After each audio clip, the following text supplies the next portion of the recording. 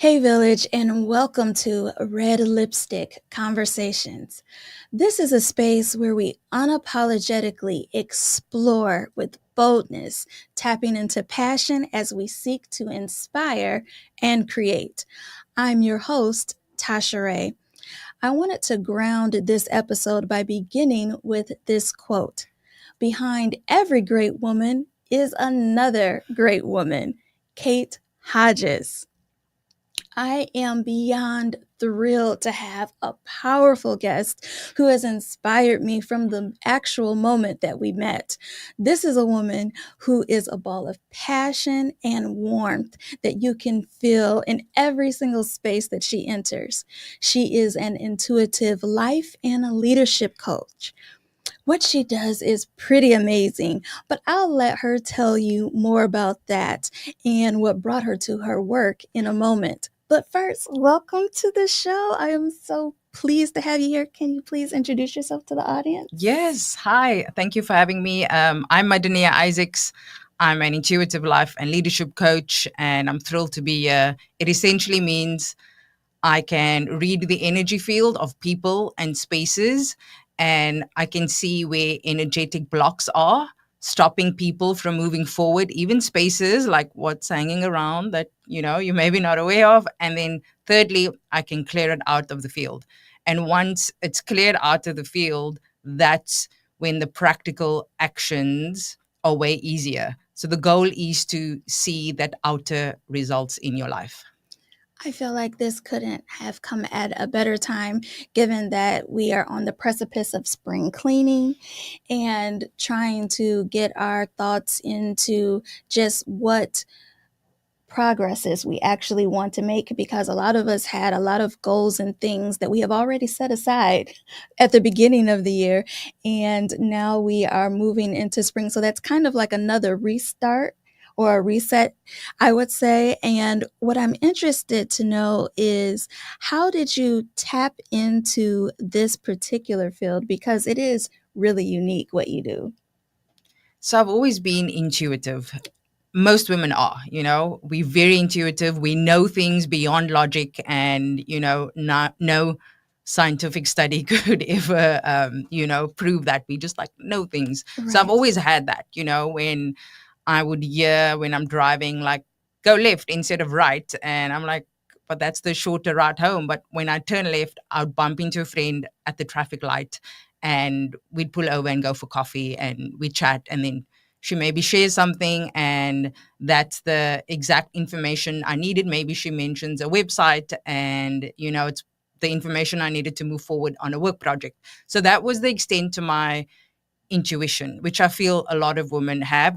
And if they're not attuned to it, they've probably covered it up, because it takes also bravery and courage. We all hear the messages, but it takes bravery and courage to follow them.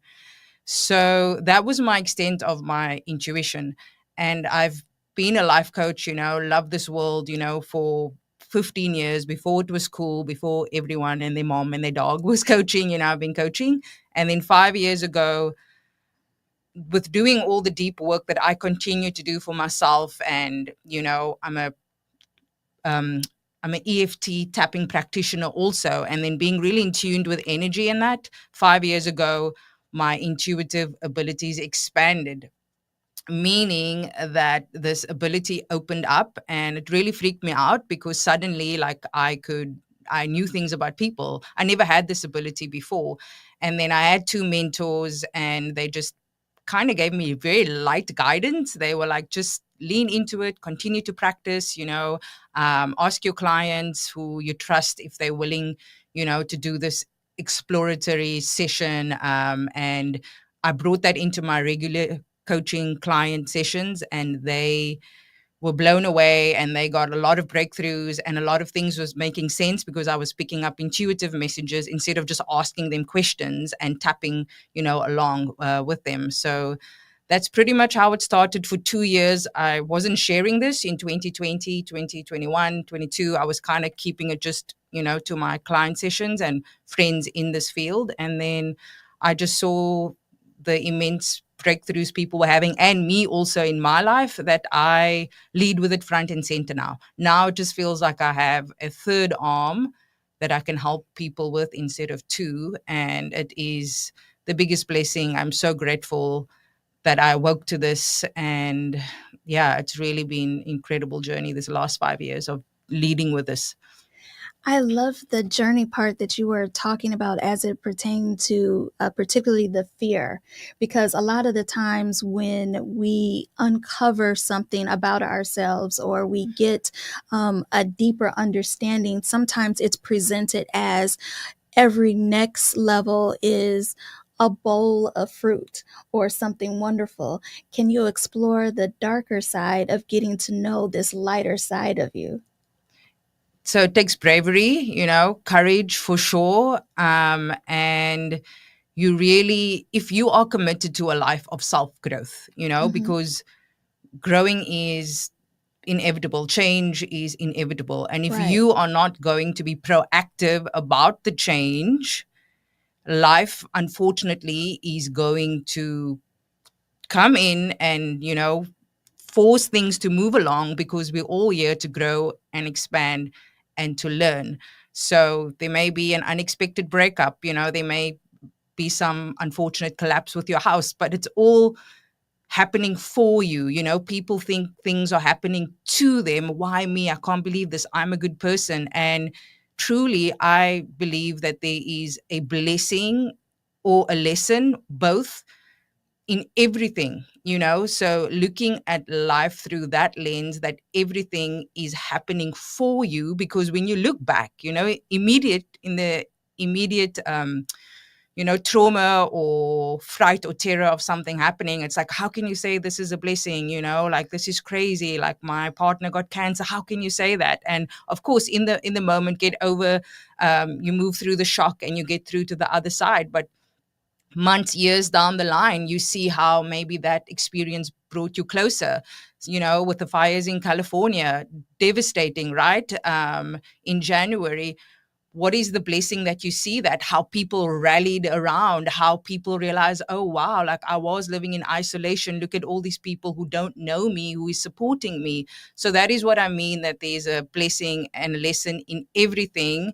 And if you really look at life through that lens, you will have a smoother experience. You won't be in the pain and the suffering for so long. The bounce back rate will be quicker, because there is some gold there for you to mine. And I also recommend that people be proactive about progress in their life, and growth, because if you are stuck, if you are still in the same place, you're not growing. You literally may as well be dead, because we're here to grow and be alive and, To thrive. evolve. Yeah, exactly, to Hmm. evolve. So, and life, you see nature, nothing is stagnant in nature. You spoke about spring cleaning, like, yeah, we're moving into a new season now. Like, so if you are in the same season of your life of 10 years ago, nothing has moved. Like, You need to ask yourself some questions. yeah, and be proactive about shifting things, because life wants you to get the gold and the lessons and the meaning of why you are here. It's not like, oh, why did this happen? I can't believe this happened. I'm such a good person. You hear that all the time. You can be the most amazing person in the world, and that's not what it's about. It's like we all here to evolve and learn things and live a great, fulfilling life. No one is here to be stagnant and still and stuck. Nothing in nature is stuck. Nothing. And or to just have no suffering or no challenges.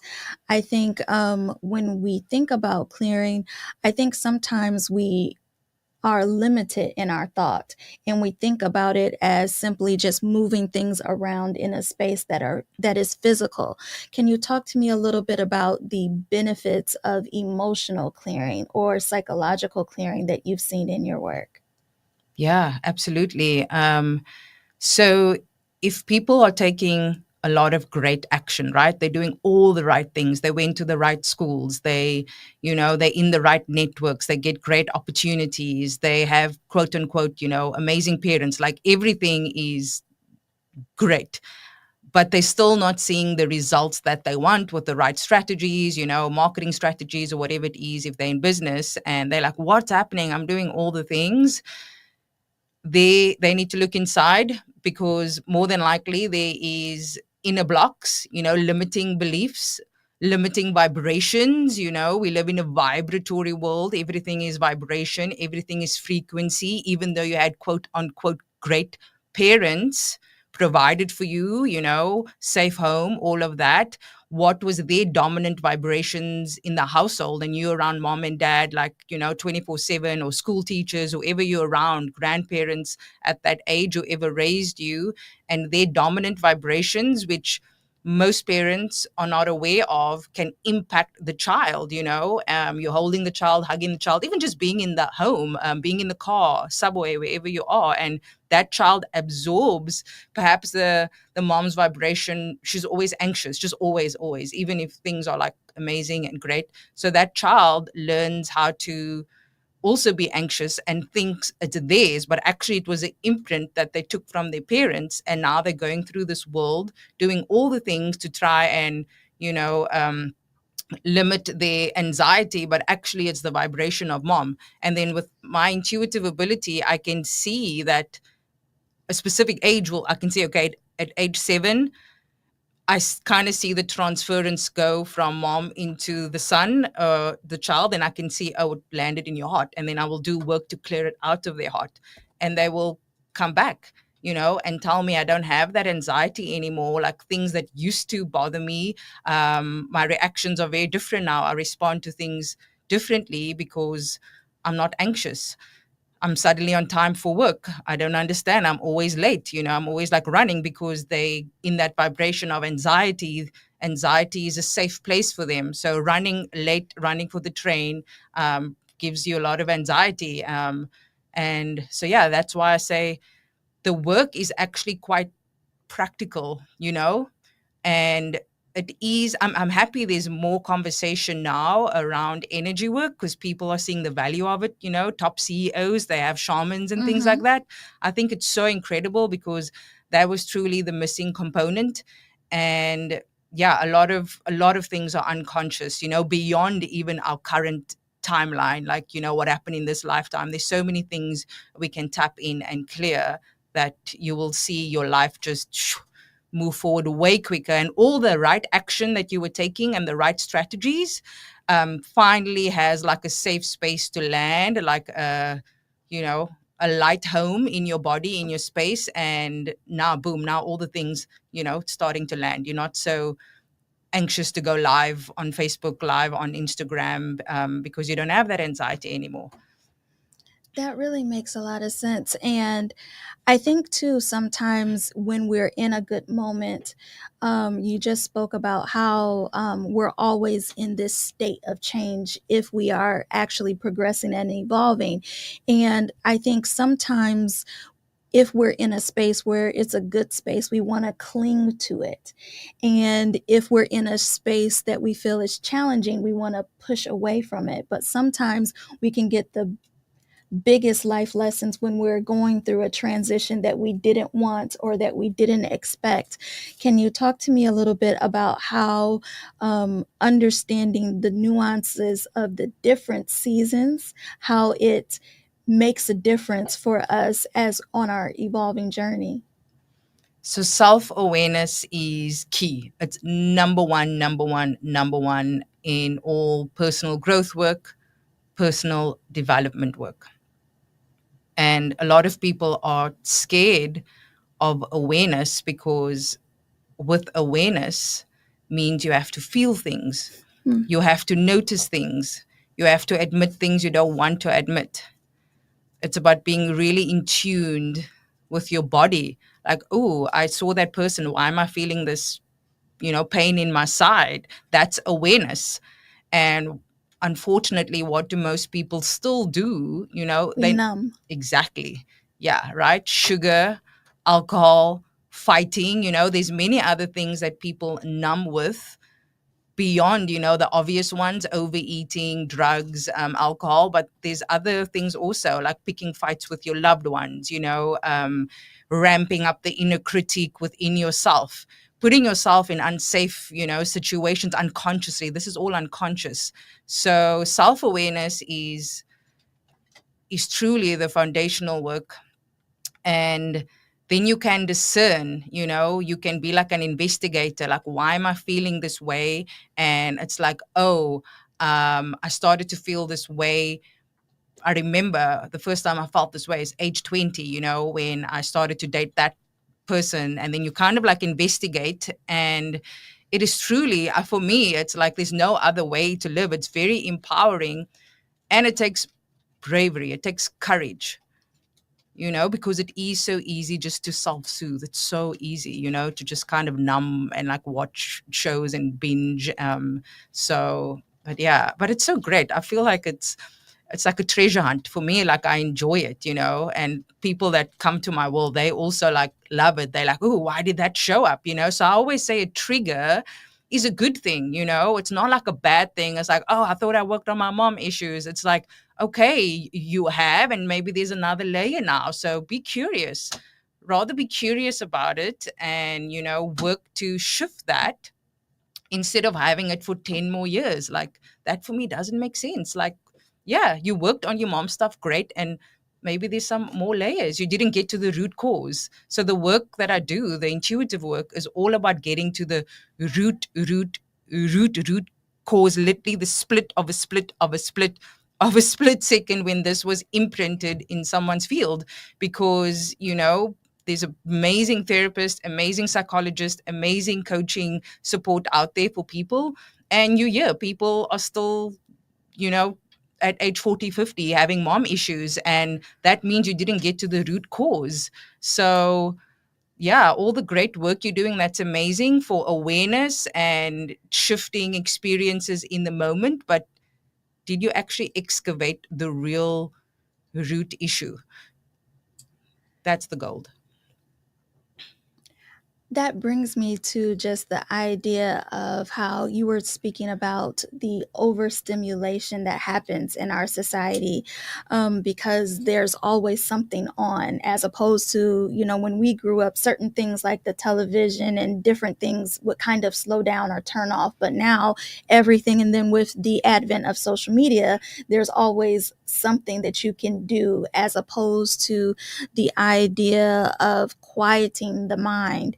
And when you were speaking earlier, you were saying how it takes bravery to sit with yourself and to sit with emotions and to be quiet. Why do you think that there is such a resistance in our culture to have quiet? It's scary. And then you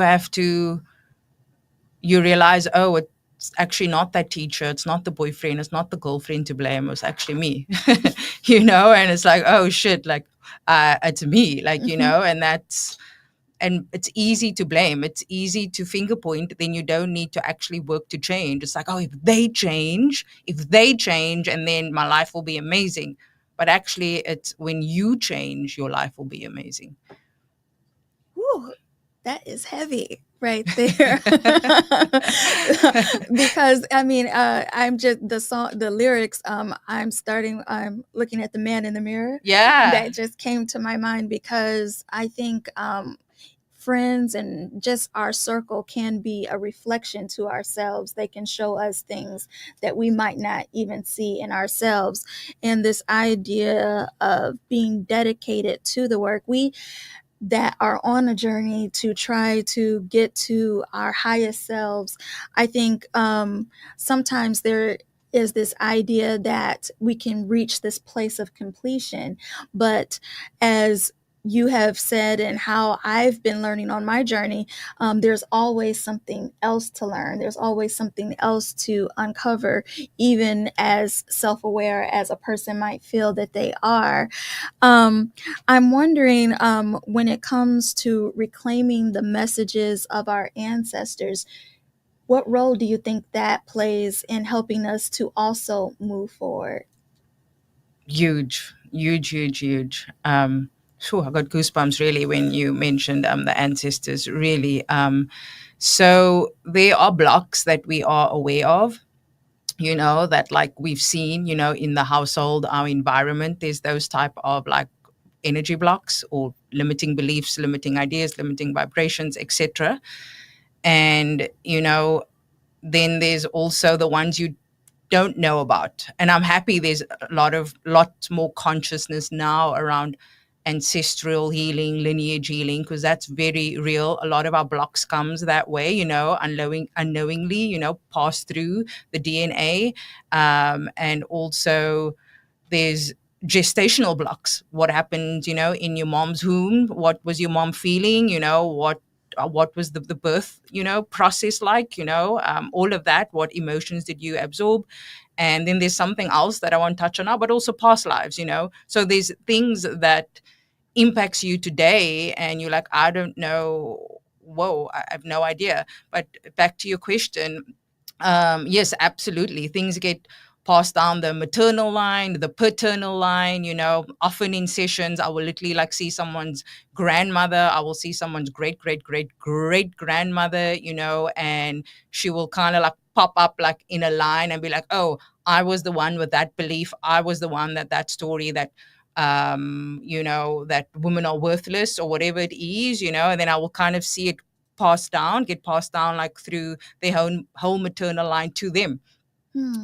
And that is why, this work is so important, because women especially can beat themselves up so much and not understand, like I'm doing all the right things. I'm doing all the right things, like I don't understand, why can't I get this money thing right? Why do I always attract, this type of partner? Like, I don't get it. I'm such a great person. And I hear women say that all the time. I'm such a good person. I'm so kind. I'm so generous. And unfortunately, the tough love thing I'm going to say now, probably some women would want to punch me through the screen, is that, in this work, it doesn't matter, unfortunately, if you are a good person.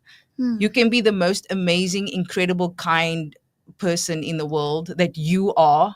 I know I am. I know the circle, the women we surround ourselves with are. But if you are not good with your affirmative thinking, if you are not good, with really being aware and looking at where things came from and being proactive about your healing journey, if you're not good with that and continuing to imprint, the good vibrations, you can only do that once you clear out the old. So you can't just say, I'm worthy, I'm worthy, I'm worthy. That doesn't work. That's why affirmations don't work. It's honestly like putting an affirmation on a gushing wound. You need to clean out the wound. You need to go to the root of like, why do you feel less than, not enough, unworthy? And oh, it's your great, great, great, great, great grandmother. It's her. That's where it came from. So that is why all your affirmations and all of that is not working, because that's what comes. That's actually the last step, on the healing journey. And people lean into affirmations first and they get frustrated. It feels good. It's a band-aid, right?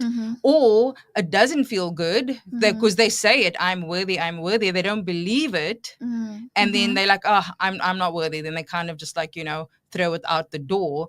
And I really want women to know that it's not you. It's really, really not you. And all your conscious, incredible effort that you are doing is amazing. But there's so many underlying things underneath the surface, underneath your personal vibrational iceberg, that needs to be cleared out first.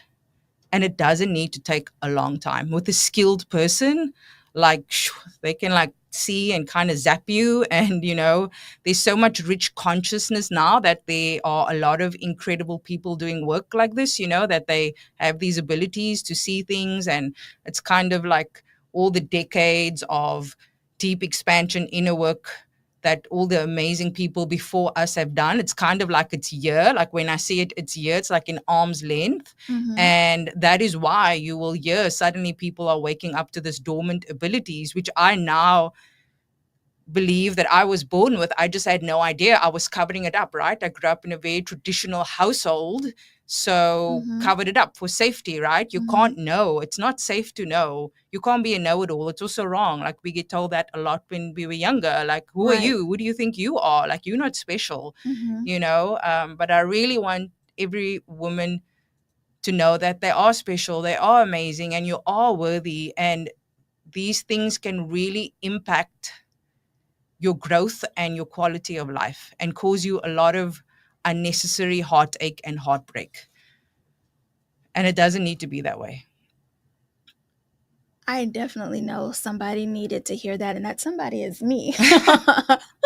If it's not somebody else, um, I am interested to know how do you reconcile the idea of moving forward and evolving with the idea of also protection and boundaries? Because I feel like you can there's a certain level of naivety, I feel like sometimes, especially when you can feel a lot and you can see a lot in yourself and in others. And I think that there has to be some level of protection that you have for yourself, or do you reject the idea of protection? How do you reconcile that?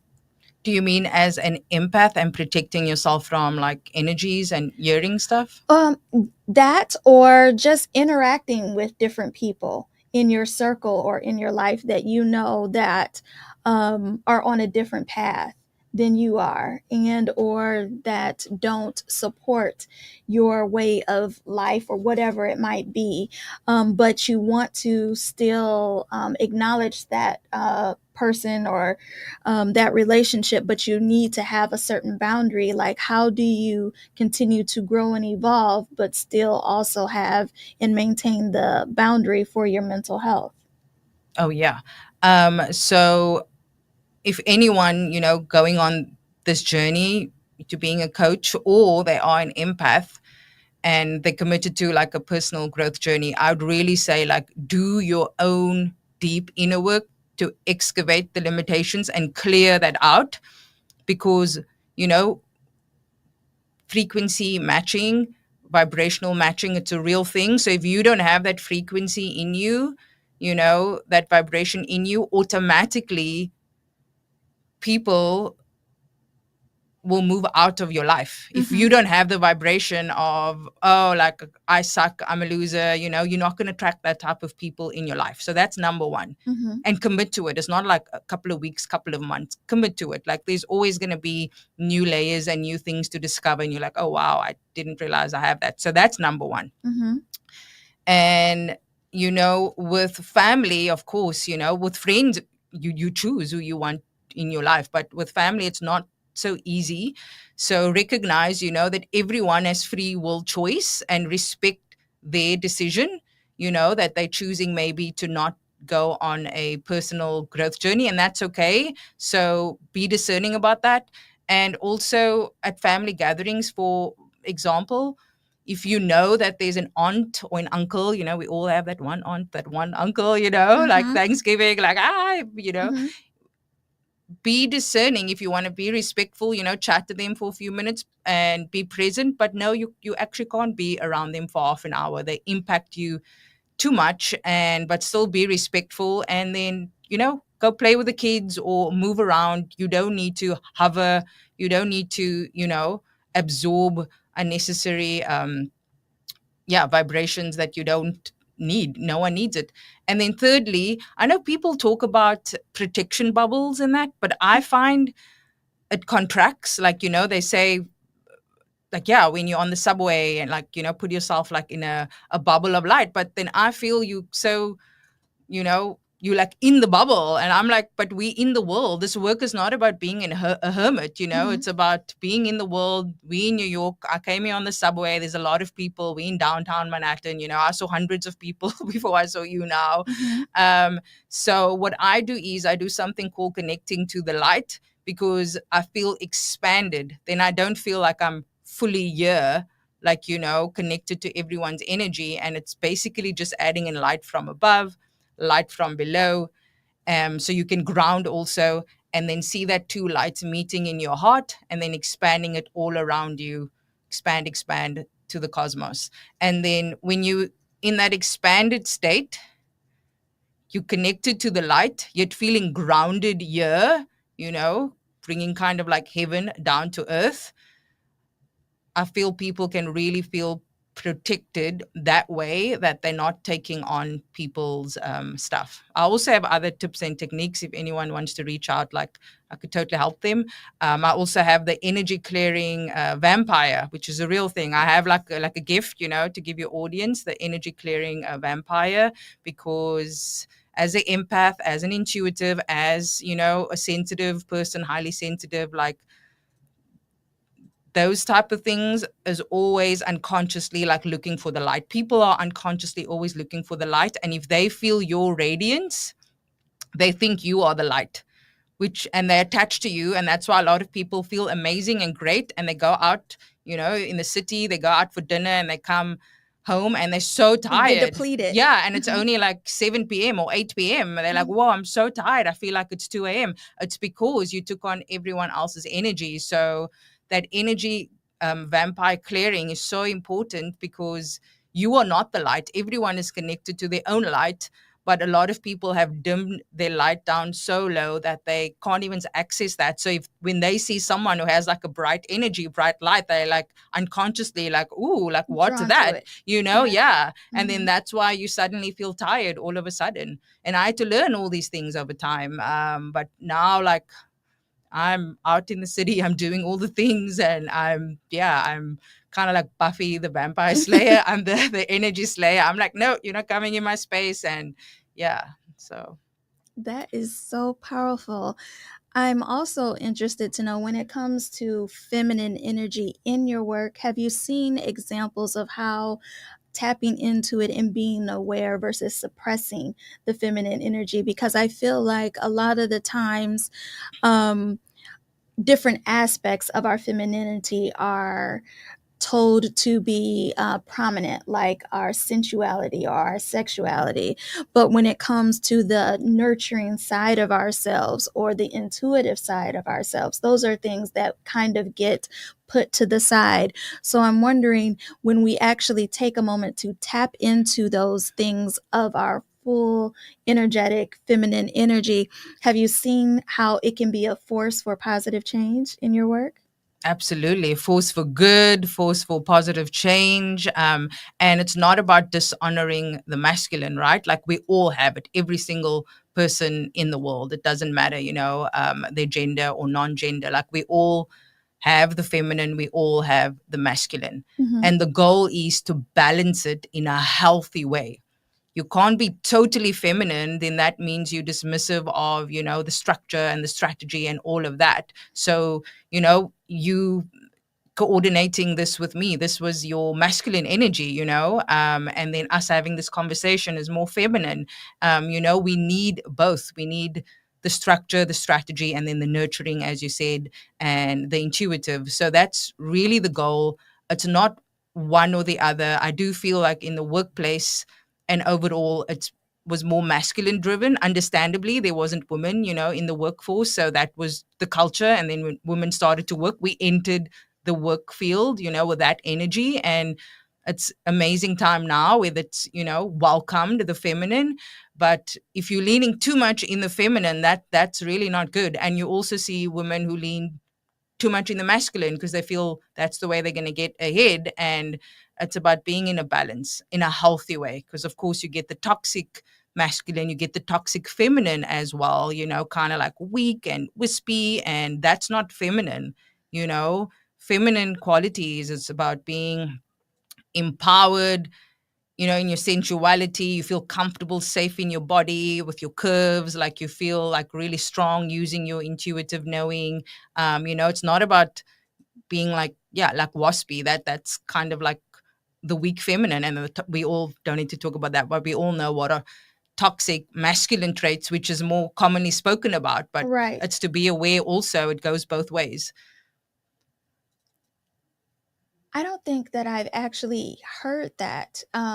So I am so thankful that you brought that up, because I feel like we often, like you said, just focus on the toxic masculinity side and not realizing the benefits and or the dangers of not being in balance.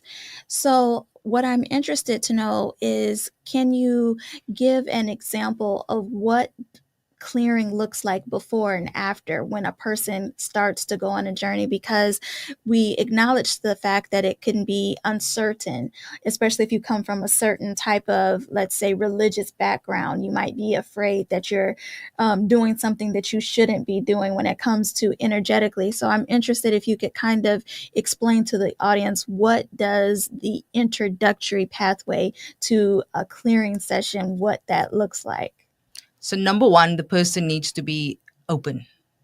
My job is not to convince, be open to the session, open-minded, open-hearted, number one. So, start off with one session, 75 minutes. It's quite nice, and in depth. So I don't plan anything beforehand. I don't have an agenda. My intention only is that you feel more light, free, clear, and expanded at the end of the session. So I don't even do like an intake form or anything like that. As long as they're open-minded, open-hearted, we could fly, we could go. That's the only prerequisite. And then they share with me, what they think their block is. And in that moment, both them and we don't know what it is, right? Like what's underneath that. So for an example, they would be like, I don't know why, but I'm just like afraid. I'm afraid to get on video. I'm afraid to be seen. I don't know. I'm just feel like someone will actually kill me if I like raise my hand in the boardroom, and I don't know what that is about. Mm-hmm. And that's it, right? And I asked them, okay, so how do you want to feel at the end of the session? And they say they want to feel, safe speaking up, safe raising their hand in the boardroom, like no one's going to kill them. I'm like, okay, great. And then like, first point of call is I connect to the light, because me, Madineyah, I'm not reading it, myself, my humanness. I connect to the light. So I expand both the client and myself up to the light. And then I start to kind of read messages. I scan their whole field, and I will pick up that, at age 2, someone shouted at mom for something, and mom got frightened, and that 2-year-old saw that and made up a story. It's not safe to speak up, because if you speak up, if you use your voice, you will be shouted at, something like that. Mm-hmm. And then I will go back and do work with that 2-year-old and all the other different things that I find. There's so many things we find, and it's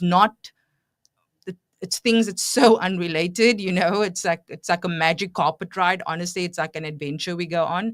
And yeah, and at the end of the session, I'll always confirm that it's out, and they will confirm with me and, share the insights. And then people usually work with me for like a while, but in that one session, a lot can happen. And then I will often hear that, oh, wow, it's so much easier for me to post now. Like, I don't feel that fear, like someone's going to, attack me. And attack me in modern times means, even just judging you in the comments, right?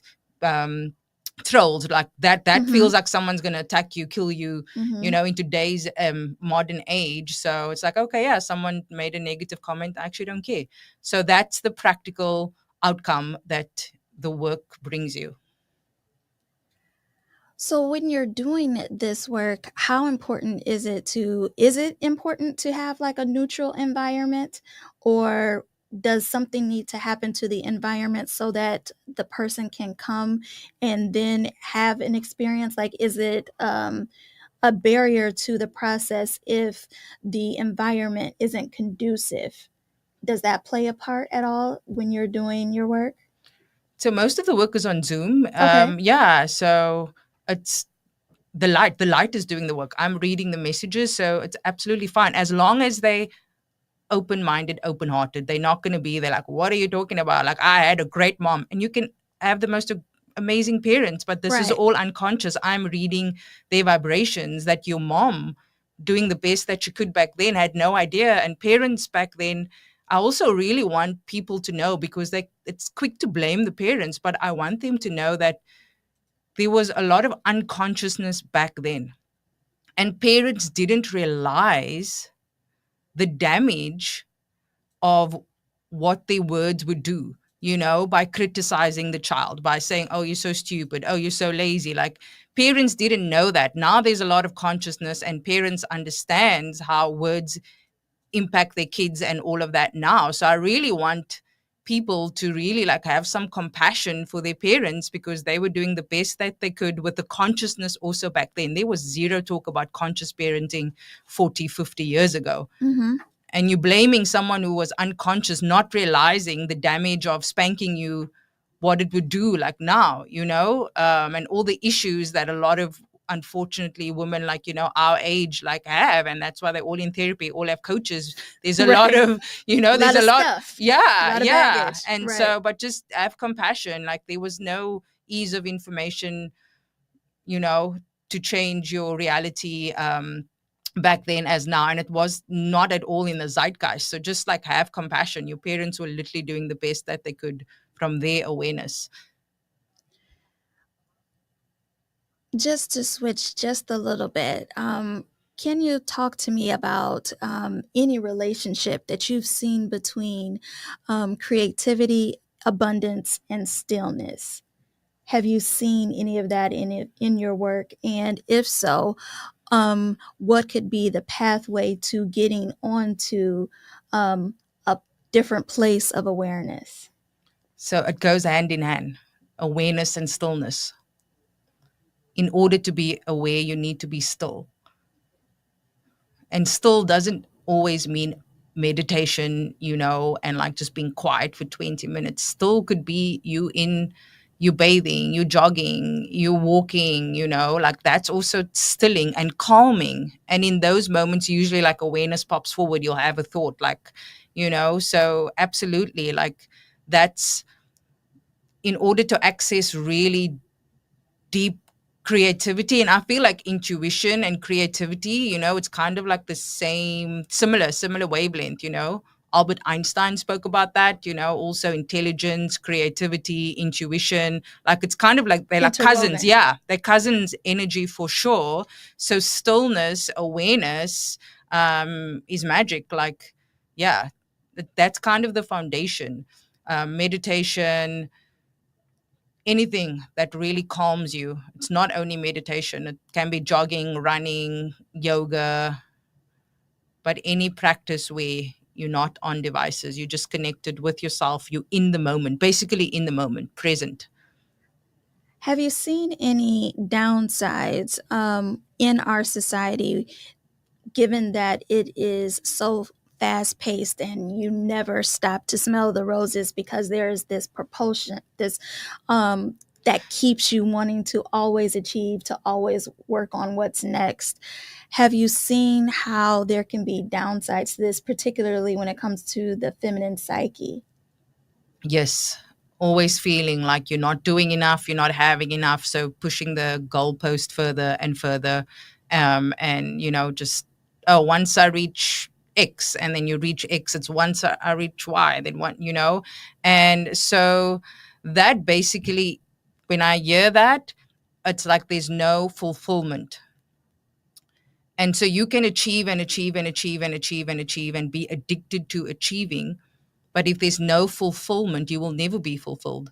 You will still be like, you know, well into the end of your life, still be like, achieving things, but not feeling fulfillment. So that's actually the key. So the downsides to the high achieving, incredible women, that's the downside of not feeling fulfilled. So I would really invite people to lean into feeling fulfilled now, Hmm. because you're going to chase your tail forever, because there's so much more to achieve all the time.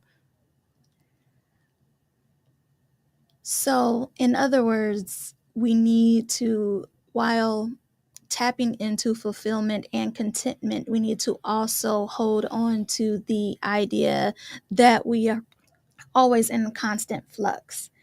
Does it seem like those two can sometimes be at battle with each other in our like cognitive dissonance when we're trying to do both being still and achieve and to be still at the same time? Yeah, I was like, ah. Like, what are we supposed to be doing right now?